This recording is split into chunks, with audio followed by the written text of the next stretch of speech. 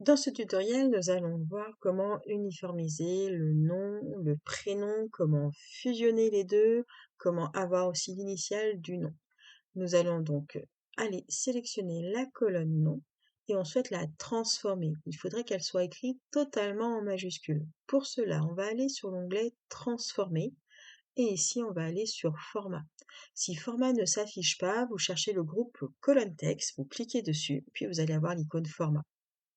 À cet endroit, vous allez cliquer sur majuscule et vous avez une étape qui s'appelle texte en majuscule avec le codem table.transform colonne, le nom de l'étape précédente et le texte.upr qui veut dire qu'on transforme en majuscule. Ici, tous vos noms de famille sont donc bien maintenant en majuscule. On va aller sur la colonne prénom, toujours sur l'onglet transformer dans le groupe colonne texte format et on va mettre première lettre de chaque mot en majuscule. Dans ces cas-là, il transforme le reste du texte en minuscule. Et cette fois-ci, nous avons bien table.transform colonne, le nom de l'étape précédente, et cette fois-ci, c'est texte.proper pour dire qu'en fait, on met une majuscule en début de mot. Maintenant, je souhaite extraire la première lettre du nom de famille pour avoir l'initiale. Pour cela, on va sélectionner la colonne nom, mais on ne va pas aller sur l'onglet transformer. On va aller sur ajouter une colonne. Et ici, on va cliquer sur extraire, premier caractère. Une nouvelle fenêtre va s'ouvrir. On va mettre 1 puisque l'initiale est sur une lettre. On clique sur OK. Et là, une nouvelle colonne va s'afficher.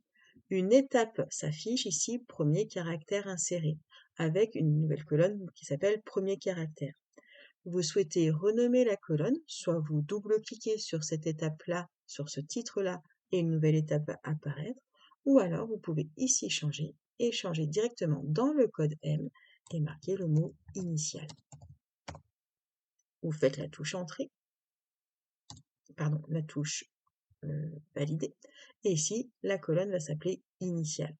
Vous souhaitez la décaler pour qu'elle soit à côté de votre nom, vous faites un clic droit sur le nom de la colonne, et ici vous avez déplacé, gauche, droite, au début, à la fin, on va mettre au début.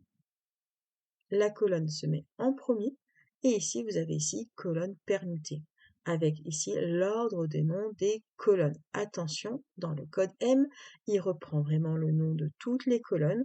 De ce fait, si vous revenez sur des étapes d'avant et que vous modifiez le nom des colonnes, elle ne sera pas forcément modifiée à cet endroit-là. Pensez bien à vérifier. Enfin, dernière chose, je souhaite fusionner nom et prénom en une seule colonne. On va sélectionner le nom, la touche CTRL, la colonne prénom. L'ordre de sélection est très importante et puisque Power Query va fusionner dans l'ordre dans lequel vous avez cliqué. On va aller sur l'onglet Transformer et ici on va faire fusionner les colonnes. Séparateur, on va mettre un espace. On peut bien sûr personnaliser le séparateur entre les deux informations. Et ici, on va marquer simplement client. Oui, client. Vous cliquez sur OK. Et là, maintenant, nous avons une nouvelle colonne client avec une étape colonne fusionnée, table combine colonne, etc., etc. Vous avez maintenant fait votre travail au niveau du client.